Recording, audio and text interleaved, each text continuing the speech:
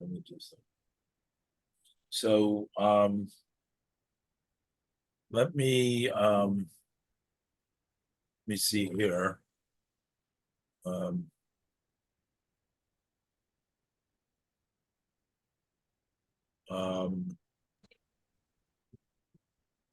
So we're up to the Mishnah on Yud Gimel Amud Aleph, continuing with the halachas, what we could and cannot do on Chol HaMoed. That's what the Moed Katan is, the small festival, meaning the Chol HaMoed, the intermediary days of the Yom Tov. Says the Mishnah, Ein mefani mebayis lebayis. You cannot move.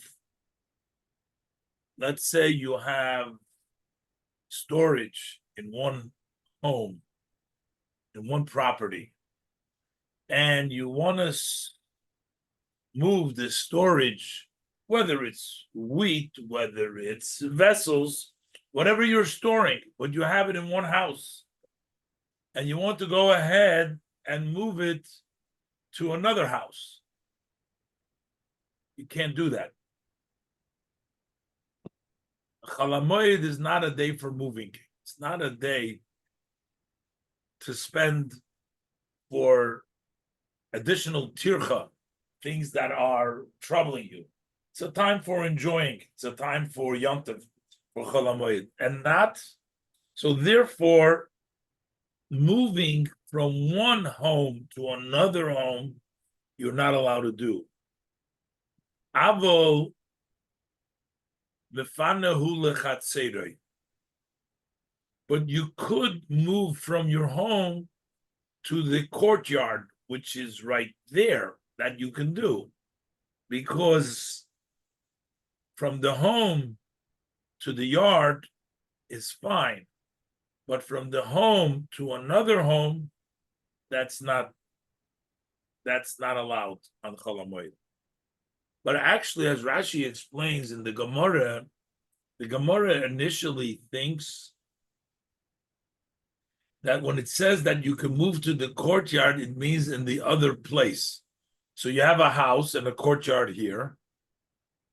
And the Gemara thinks what it means is that you can't move from this house to the other house, but you can move from this house to the other courtyard. And the Gemara is going to ask, what's the difference? If you can't bring it to the house, why should you bring it to the courtyard? And the Gemara explains what means here you can move it to the courtyard, that you can move it to the chotzer. It means your chotzer, because that's right next to the house. That's not such a big move. That's a small move from the house to the chotzer. When they say move, a Chol HaMoed Sukkot, you're moving the table, you're moving some chairs from your house into the chotzer. Oh, you mean just his dishes that he needs? But this looks like, when we say mefani, make room, this looks like, he had a storage and he's just moving his storage from one place to another place. He decided to move the storage place. It's not talking about things that he needs. Of course, that he needs for the sukkah, those are the things that would not be an issue. Then he can take that. Actually, you're supposed to move all your dishes into the sukkah. Maybe you can do it before sukkahs, but person is supposed to bring down things into the sukkah. But let's do the Rashi. But you can move it into your courtyard. It says what it appears to him now,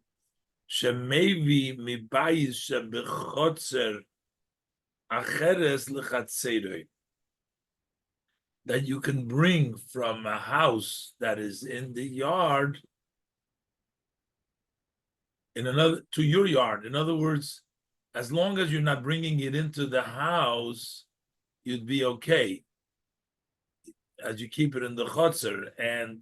But it's still talking about a different chotzer. It's talking about not the house to the chotzer, but it's talking about you can't take from one house to another house, but you can take from one house to another chotzer. And the Gemara is going to ask why, and the Gemara is actually going to explain that what it really means is to move from the house to his own chotzer. further, what you gave craftsmen or your to fix your vessels, or you're buying new vessels, and you don't need them for Yom Tov. You're not using them on Yom Tov. That's another thing to get off of your list. So you want to take off the list that you have to bring home the vessels that you gave to the craftsman, but you can't do it on Chol Hamoed. Ein mevin kelim mibeis ha'uman. You cannot bring vessels from the craftsmen to your home. But sometimes there's an issue. He knows that if he's not going to bring home the vessels now, maybe somebody's going to steal them. Im choishes lahem. I guess in the house of the Uman, there's a lot of people hanging out over there. He's making different vessels for different people. It's like a story. He's afraid to keep his vessels there because if he had brought the vessels, let's say, to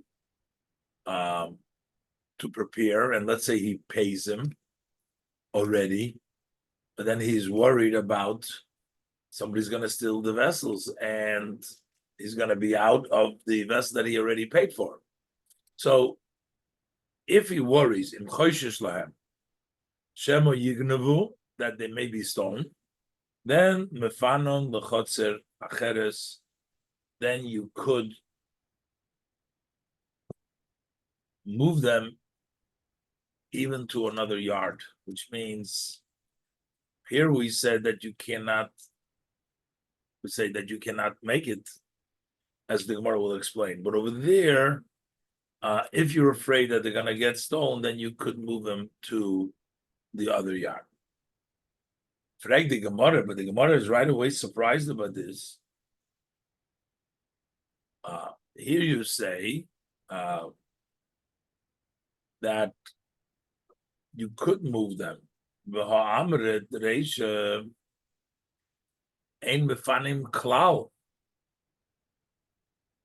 In the second statement, it said that if you're that you could be moving it to the chotzer, but in the first statement it says that you can't move at all. It says ein mefanim mebayis lebayis. And okay, so you can't do it at all. So why does it say that you could be moving it to the chotzer? Well, amret reisha ein mefanim mebayis lebayis. So why would you be allowed to take it from the bayis to the chotzer? This question is seemingly not at the end of the Mishnah. This is the two sentences that are right in the beginning of the Mishnah. First, it says "Ein mefanim mebayis lebayis," you can't move. Then it says you could move from to the chotzer, but that's moving it also to another house. So how is that different? So the Gemara thinks it's the same thing. The Gemara answers, Omar Abaye, says Abaye. Abaye answers that the Seifa Hason, the Seifa goes according to Lebayis Shebechotzer, goes in a situation that you can bring it in the house that's in the chotzer. So you have, so which means like this, that so what is safe as on the Bayis Shebechotzer, Zok Rashi, that the house in the chotzer,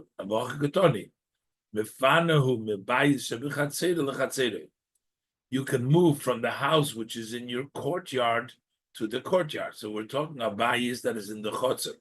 So you can move from the house to the chotzer to your chotzer, but you cannot move from your house to another chutzner, that you can't do. So, and that's not what we were talking about. That's how he explains the. That's how he explains the Mishnah. Frag the Gemara. We learned ve'ein mevin kailin bebeis ha'uman. So here it says that you're not, unless you're afraid that they're going to get stolen, under normal circumstances, you can't bring vessels from the home of the craftsman. So Omar Rav Papa said Rav Papa, he wanted to test them, Rav Papa, if they knew their stuff, they knew their learning. So he says, Bodik lon Rava. Rava tested us. He tested us. So Rashi, iyad inon litrutzi, if we know what to answer. What was the question he asked us? He asked us a contradiction, because Tanan, we learned in the Mishnah, ein mevin kelim mebeis ha'uman. In our Mishnah, it says you cannot bring vessels from the home of the craftsman. Uriminu, but I'll ask you a question. We learned in the Gemara Psachim that both moilichin umevin kelim mebeis ha'uman, you can bring to and bring back from the Beis Ha'uman vessels, even though they're not for the needs of the Yom Tov. And here he says you cannot bring from the house of the Ummah. That was the question that Rava asked us to see if we know how to answer. So what did we answer Rava? We answered him his question. That Kan Barba Osir, that when it says you could and can bring, he's talking about on the 14th. It's talking about Erev Pesach. It's not talking about Chol HaMoed. So on Erev Pesach, it's not as stringent. You dalid, by Lichin Mavin Kalim, you could go ahead and bring and take back Kalim. But Kan, here we're talking about is B'choyle Shel Moed. We're talking on Chol HaMoed. And therefore, on Chol HaMoed, you cannot bring the Kalim or take the Kalim to the craftsman. Okay. So that was the answer that they gave. I guess he wanted to see if they knew what to answer. So on Chol HaMoed, you're not allowed to. But on Chol HaMoed, you're not allowed to. But on Erev Pesach, you are allowed. But on Erev Pesach, you are allowed. Then he says, Iboyis Emo. If you want, I can give you another answer. That Ha v'ha b'choyle shel moed. That both of that halacha is also talking about Chol HaMoed. I mean, even though it's a Masechta Pesachim, but on Pesach we have a Chol HaMoed as well. But it's also talking about Chol HaMoed. But the reason why we say over there you're allowed to do it is because Kan b'ma'aminoi. You trust him. You trust him that he is not going to charge you again. He's not going to give away your vessel. He's not going to steal it and ask a second time money. So if you trust him, then don't bring it from there. That's the right thing to do. But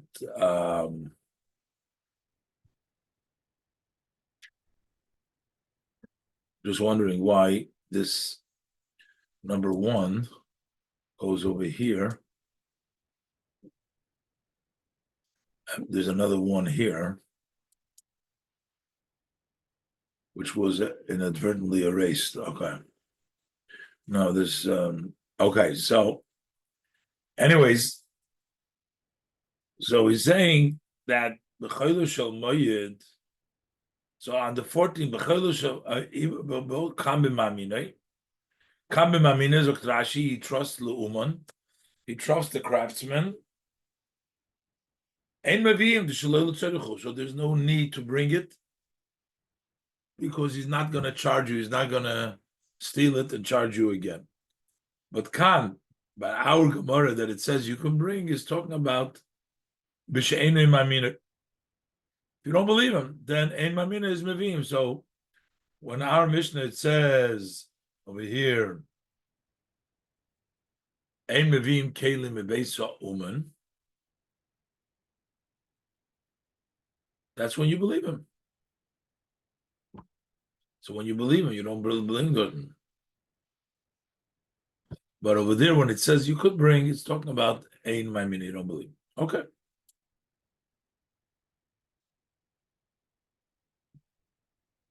And the Gemara says V'otanya, and I'll bring you a proof. V'otanya sayaita. This is sometimes V'otanya is a question, but here it's a support V'otanya, because we learned in Abraisa, mevi'in kelim mebeis ha'uman, that you could bring vessels from the home of the craftsman.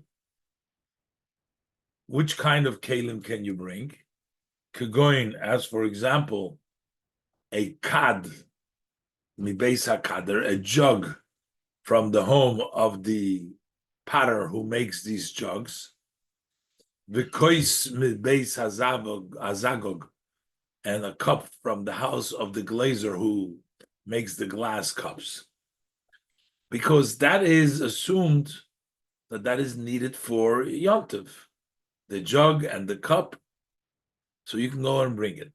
Avol loy tzemer mibeis hatzeva, but not wool from the dyer, from the home, the one who dyed it. Beloy kelim mibeis ha'uman, and also not vessels from the house of the craftsman. Wait a minute. So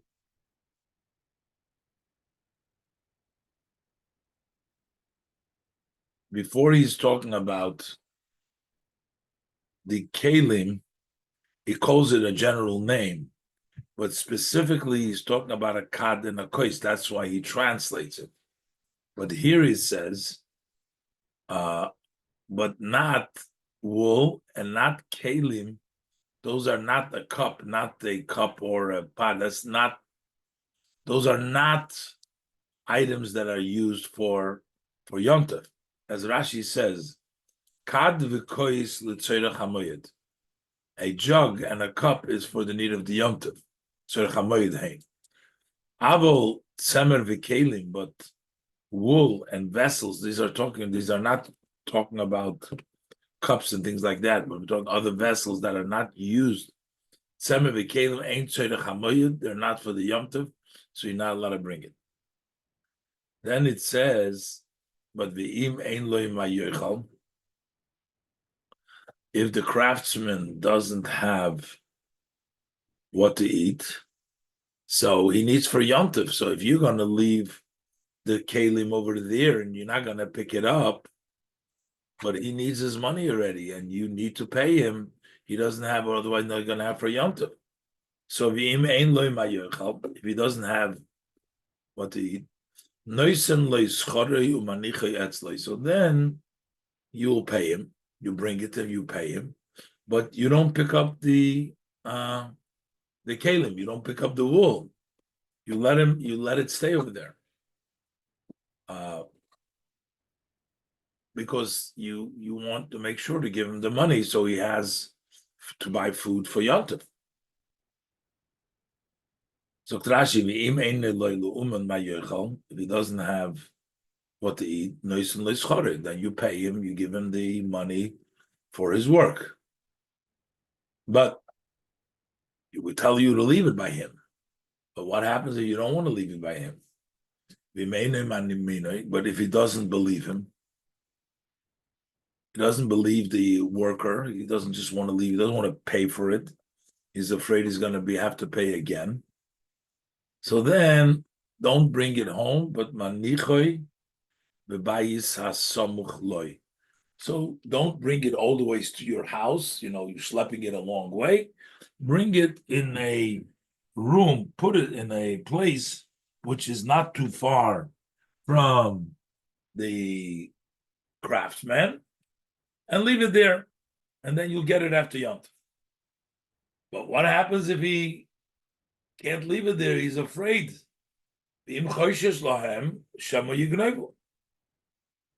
So if he worries that maybe they'll get stuck, they'll get stolen. So he can't put it. So he doesn't want to leave it over there. He doesn't want to leave it in the house which is next to him. Why? Because he's worried they're going to get stolen. Mefanen lechotzer acheres. So then he can move it to another chotzer. I'm not understanding exactly what this means. If he worries that they're going to get, he tells him to leave it in the house which is next to him. If he worries that they're going to be stolen, so then what is going to help him to move it to another chotzer? Whose chotzer is the other chotzer?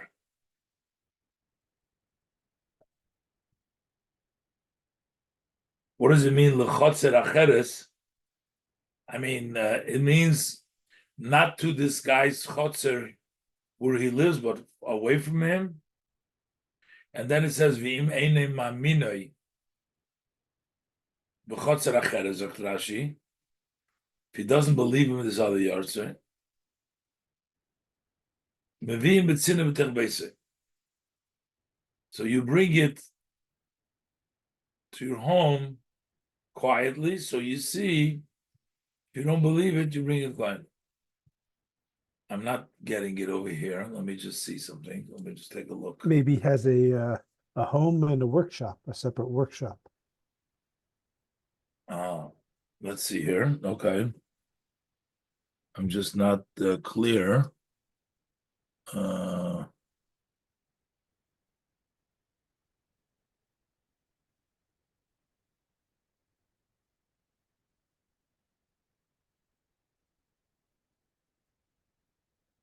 Um,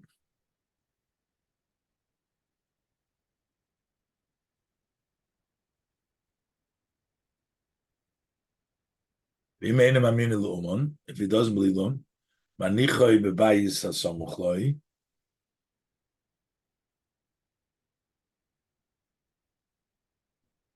you know what? I have wrong words over here. Hey, that's why I'm having such a strong barban. I don't know how I brought in those words over here. Didn't make sense over here. It's quoted wrong over here. Here, look at the Gemara over here. Here.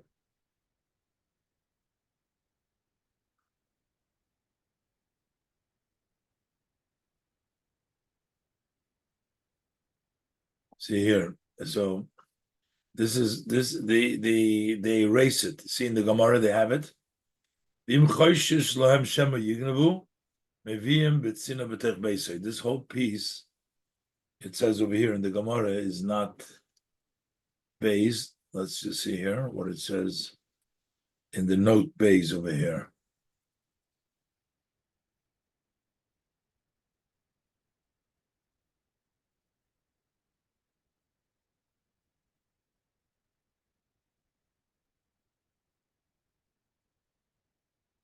Anyways, this is not.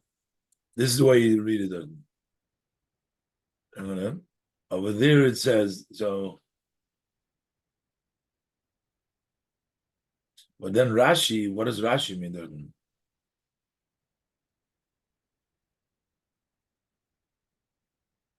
Rashi seems to say something here.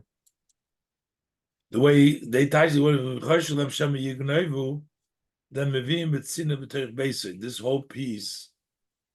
I don't know. I have to see this whole piece over here from this whole piece from Mefanan L'chotzer Acheres.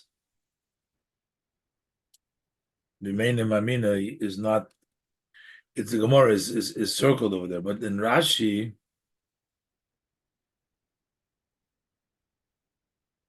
Brings down Mefanan L'chotzer Acheres b'meina Mamina and Mary. And Rashi says B'chotzer Acheres. I'm not sure.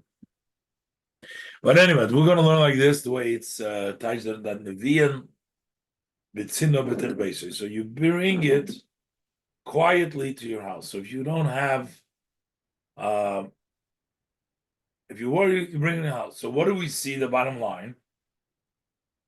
Nevi'im b'tich beisei almo b'she'enoi ma'minoi mevi'im. So you see that if you don't believe him, if enoi ma'minoi, you bring it. That's what we learned before. He made the chiluk between the Mishnah that it says that you can bring it or not.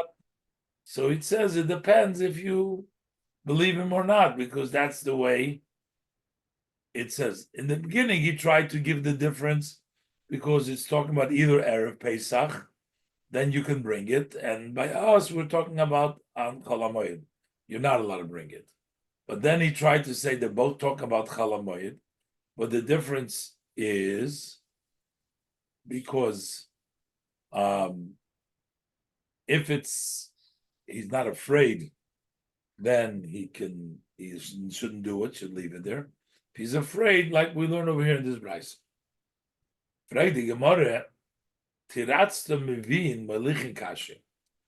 In that Mishnah, the way you answered the Boyus Emo, you answered one part. You're saying, when could you bring it? If you're afraid, you don't believe him. When can you not bring it if you're not afraid? But afraid or not afraid is only about bringing it back from the house of the craftsman. You're afraid he's not going to keep it. He's going to sell it to somebody else. He's going to charge you twice. Over there, it makes sense to say that you're afraid. But what does it make sense to say that you're afraid by bringing it in? But over there, it also says that you can bring it. Why should you be allowed to bring it? You can't say you're allowed to bring it because you're afraid. But there's nothing to be afraid of to bring it. So don't bring it there and leave it till after Yom Tov. That doesn't apply there. That's what the Gemara is asking. Teratz the Mevim, you answered Mevim, why they can bring, but Malichin Kasher. But we have a problem with Malichin, because in the Mishnah it says that sometimes you could bring, but our Mishnah says, no, you're not allowed to bring. So for sure you're not allowed to Malichin if you're not allowed to bring back. So we have a problem. In that Mishnah says Malichin, okay, sometimes you can says it, but our Mishnah says you're not allowed to bring forever because it's talking about where, as we said, he trusts him. So when could you malichin? We can't say that when could you bring it there. Just like you can bring it back when you don't believe him. Maybe you can bring it there when you don't believe him. The malichin my mamina shaykh. How does it apply? What is it to believe him or not to bring to him? You don't bring to him, so it doesn't make sense over there. So the Katani, the Mishnah says, Ein Mavin. The Kolsh came Shein Malichem. So for sure you're not allowed to lead there. And over there, it says that sometimes you could bring them. So when are you going to bring them? When you don't trust them? Why? If you don't trust them, don't bring it there. You don't have to bring it there. Mela, we say that you're allowed to bring it back because you don't trust him. So okay, it's there already. But why would you allow to melichem? Ela machvarta, so this answer would not hold. As we answered in the beginning, and the Gemara said that what? What was the answer? That kan barba asar, that over there when it says that you can bring it and take it back, it's talking on the 14th. That's not so chamor. Erev Pesach, you're allowed to bring it there and take it back. And kan b'choyle shel moed. But by us, we're talking about choyle hamoyed, and over there, you're not allowed to take it there or take it back. It's more stringent. Okay. Go next Mishnah. The Mishnah says that mechapin, you can cover es haketzios bekash, the dried figs, you can put straw over them. You're trying to protect the figs that you put out to dry, and you're afraid that the rain is going to come and going to spoil your dried figs. People used to put it on the roof in places where the sun would dry. So therefore, you're allowed to protect them by putting straw over them.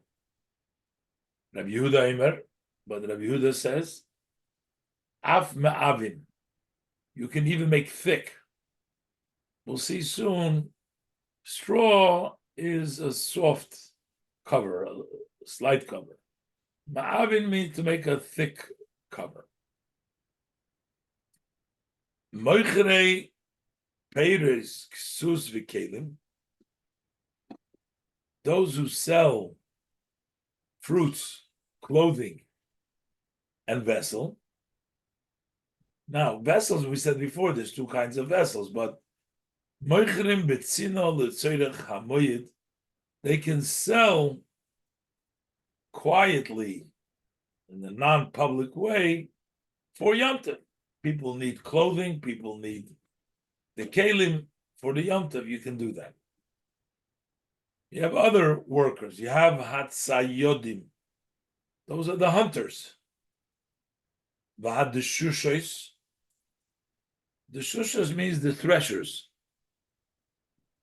And Rashi says, had the shushos, the threshers, what they do is, shadoshin v'koitshin chitin l'daisa.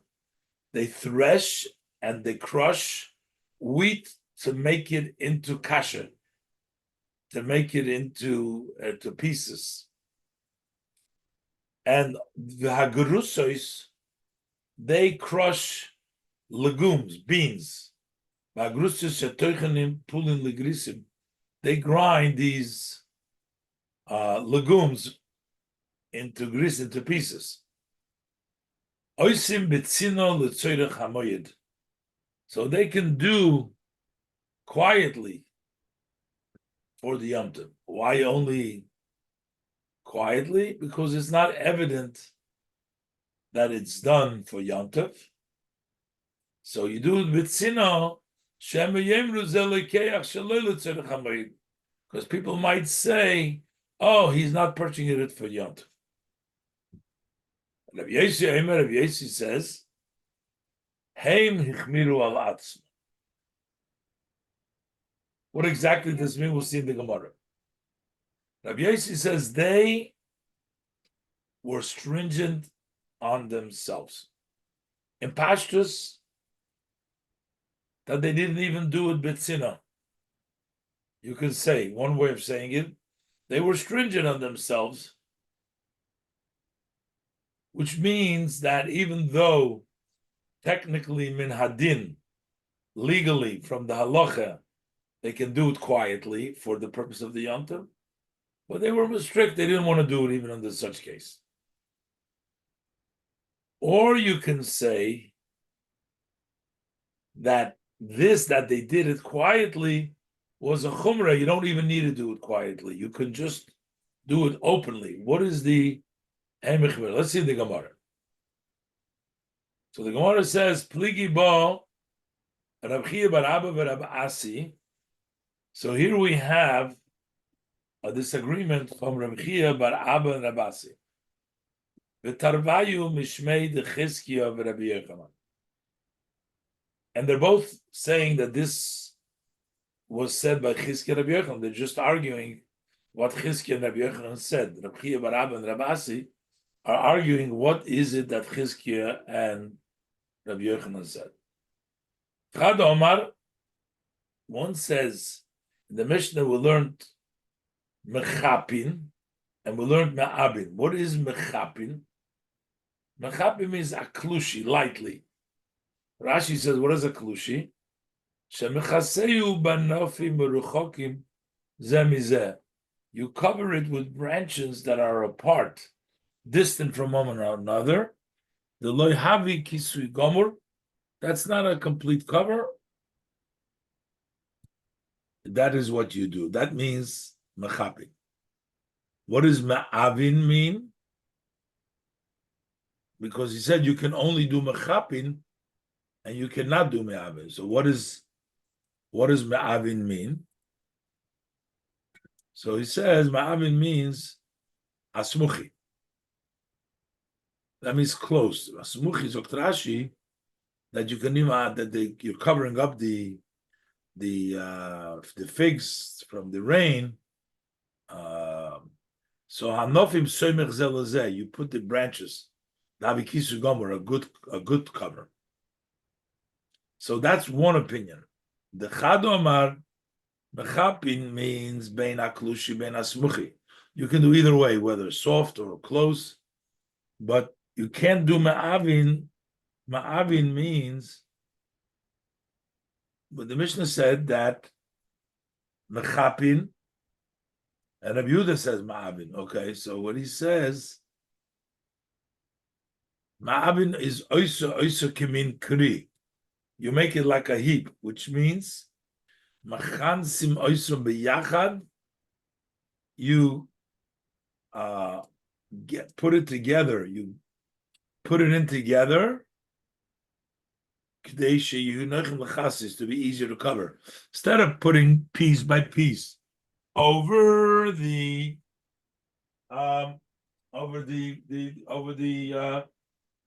figs. So you actually, what you do is you grab a handful, and you put it over it. That is ma'avin. You take it together. That's easier to cover with that. The question, it's more trouble to take it together than the other way. So only Rabbi Yehuda says you ma'avin. Tanakama says no. Tanya Nami Hochi, we also learned so in a Braisa that ma'avin oisa kamin kri, that you make it think it means you make it like a heap. Different Rabbi Yehuda, that's the opinion of Rabbi Yehuda. Okay, so then we said the people that sell clothing and vessels sell it quietly. And he said, but they made strict on themselves. Iboil Huso in the yeshiva had the question, what does it mean, they were strict on themselves? They didn't do at all. I mean, they were stringent, they didn't do at all. That means that is more stringent. Even though you're allowed to, but they still didn't do it because they were stringent upon themselves not to even do it in Bitsina. Or perhaps it's the other way around. This that they do it quietly, that was the Chumrah. They alone, it was on their own that they said that they're going to do it. If they want to do it publicly, they can do it lukula. The Chumrah was to do it bitzina. Whether the Chumrah was not to do it at all, or the Chumrah was to do it bitzina, but technically you don't even need to do it in a quiet way. So the Gemara says, Toshma, come and listen. It said in the Braisa, the Gemara brings a Braisa, that Moichrei, Peiris, Ksus, Vikelim, that those who sell fruits, garments, and vessel, it says Moichrim Bitsina the Tzorech HaMoed. So here, first thing it says, that they would sell quietly in a non-public way for the yontif. That Yosi Omer, and here clearly it says that Tagre Tveria, the merchants of Tiberias, Heimechmiru al Atzmon, they made it more strict upon themselves. Shelo Yehemochrim Kol Ikar, they would not sell at all, meaning not even Betzina. So this is the other proof. This is the proof that the Chumrah was not to do it at all. Further, the Brisa says, "Tzodei chayev va'ev b'dogim," those who hunt or capture the animals, the birds and fish, tzodim b'tzino l'tzorech hamoyed, can hunt quietly for the need of the Yom Tov. And Rabbi Yossi Omer, that tzodei aku, those who are the people that would hunt in Akui, hey michmiru al atzmon shelo yeh tzodim kol ikar, that they would not hunt at all. So you see that the chumrah was not to do it even with sinah. Then we say the other kinds of workers, they grind and crush the wheats, the gums, the shushi. What is the shushi? Doshe tevua, those that have threshed the grain. Iko the amri, some say that the shushi is a mishabrim tevua chodel shnayim, they break 1 to 2, b'shoyrin b'mayim, and you soak it in the water. That's what they do, as we'll see in the Gemara in a minute. Then you have chilka. Chilka is you do it, you split it into 4. Let's see. Targis v'tishne. Those are different levels. The Gemara is going to teach. It's a different type of how they crush it, either to 2 or to 4, to different levels of crushing it. They can thresh in a quiet way for the Yom Tov. And Rabbi Yossi Omer, the Shusha Tzipori, Hemichmiru al Atzmam Shalayu Dosh Kolikar, they stringent themselves that they're not going to thresh at all. Okay, so we see over there clearly that the Chumrah is not to do it at all, not to do it even B'tzim.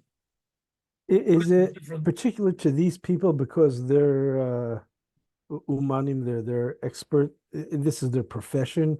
So if they were seen doing it as compared to someone else doing it, who they're doing it definitely for tzarchei yantif, but these people who are do professionally may have a different appearance. I'm not hearing you exactly. You're asking, is it what? Is it people? If these are professionals, maybe they have to be more machmir, because if they doing it would seem to be an act of work as compared to someone else who obviously would be doing it for themselves. Yeah. But I think that the main thing is that this is needed. They need it for Yom Tov. So right. But if they're a professional, then people may see it and say, "Oh, this guy's just working on Yom Tov." If someone sees you cracking nuts, they know you're cooking something. They see a nutcracker cracking nuts, he's working. Let's finish up over here. Omar Abaya says Abaya. Chilka. Now what is it? Chilka. We have all these different the different levels. Chilka is chodel l'tarte 1 to 2. Targis is chodel class 1 to 3. Tisni is chodel arba 1 to 4. Also Rabdimi, when Rabdimi came, so he says kunso kusemes shaloisusin oiso. It's the kusemes. This is one of it's a grain that you soak it, and that's chilka. So he wants to say chilka. He says splits it, but he says that. I think the word taragis sort of means 3 in some language, and tisni means 4. But chilka means split, but he says it means kunta. Kunta is a kusemes. Let's see what kunta is.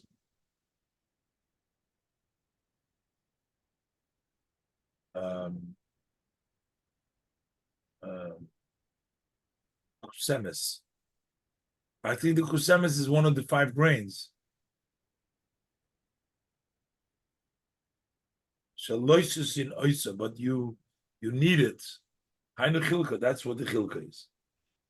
Freddy Gemara Meisve, I'll ask you a question. Because we learned in another brisa, I'll say that that chilka, targis v'tisni, tmeim b'chol mokem.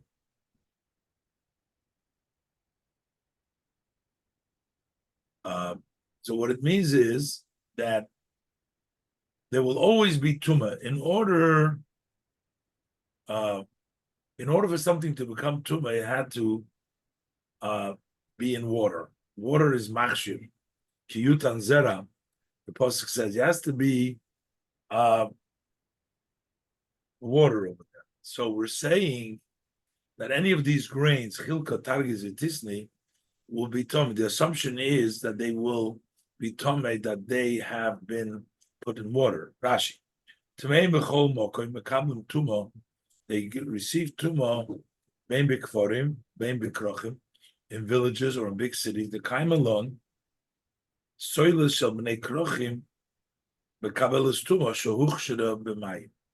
Generally, we say the fine flowers, if it's city people, then that would receive tumah, because that's the assumption is that it has been came in contact with water. Because they want to get pure fine flour. I guess they put the flowers through and they wash it down. So we assume that it was wetted. But the people of the Kvorim, give me 1 second over here.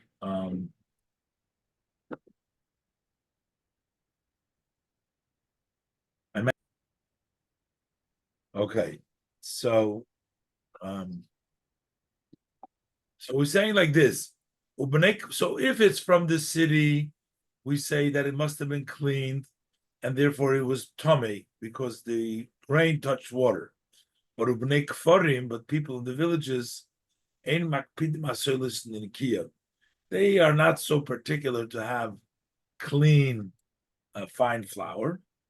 Lil says b'mayim, to knead it in water or to wash it down in water. The soilus shalahem toher, so their fine flour is pure shalahuchshor me'olam, because it never got prepared with water. Avol chilka tmeim b'chol mokem, but the chilka is always tamei everywhere. Afilu b'kfarim, even in villages. The efshar lahem beloy lisisa, because it's impossible to do it without soaking them. Mishum hachi tameim, that's why they're tamei. The miskasher, because they become prepared. The shorulu b'maya, because they soaked it in the water. So that's what it says over there in the Braisa. So the Gemara says like this: if chilka means 1 to 2, litlas ularba to 3 and 4. That's why it's tamei everywhere, because the iskasher, because it became prepared. But the one who says it's kunsa, why would it be tamei? It doesn't have to go into the water. And the Gemara says it's talking about going the mekalfon, that they were peeled. The love the shori lubemaya lo have a mekalfon, that if they didn't soak in water, he was not able to peel it. So that's why even the kunsa has been came in contact with water. So why do we call it chilka? Meila, chilka means split, part. It's 2. But here, if it's kunsa, why are you calling it chilka? And the Gemara says the shokal chelkaya, you take apart. Because when you peel it, it's inevitable that you take along a little bit of it. So that's why it's called chilka. The Gemara has another question. Meisei, let's ask you another question. It says in a braisa, hanoider min hadogon. If you made a vow, I'm not going to have any grain, dogon. You say dogon. Osor av bepul hamitzri yovesh. He will be prohibited even to benefit from the Egyptian lagoon, a dry Egyptian lagoon, but umutar belach, but you are permitted on the moist lagoon. And also umutar, you'll be allowed ba'oires, rice, bechilko, targiz vitisni. You'll be allowed in them as well, because that's not considered the grain. That's considered a dogon. That's not considered the grain. So if the one that says that you split 1 to 2 to 3 to 4, shapir, that's okay. We understand why you're allowed to eat it, because the nafkilu materas dogon, they're no longer called the grain. Grain is when they're not split up. In this way, when you split up, so that wasn't your vow. Elul mandor kunso, but the one that says kunso, which is the kusmim, dogon malyu. That's a regular grain. So why would you allow to eat the chilko if it's kunso? The Gemara says kashi. It's a good question. Taka, you can't say that it means kunso. Says the Gemara, Rabbi Huna shori luhu lahanik rufaiso. Rabbi Huna allowed the krufaisa. Rashi says they used to sell spices, incense. He allowed them to go and sell normally in the marketplace. He let them sell it. So Rav Kana asked him, Chanus Pesucho Lustov, quotes him, that it says that if the store is open to a stove is a quiet place. Rashi says it's if the store is open to not in the public place, but a stove, you can open and close it normally. Since it's not open to the public domain like the other stores, so it's quiet, it's bitzina, you can go ahead and sell regularly. If it's pasuch listov, is pesach v'nel kedarko, you can go ahead, open and close in the usual way, not a problem. But what happens if it's open to the public place? Then pesach achas v'noel achas. It's 2 entrances. You open one, close one. You make a shinui. You don't open the store the regular way. But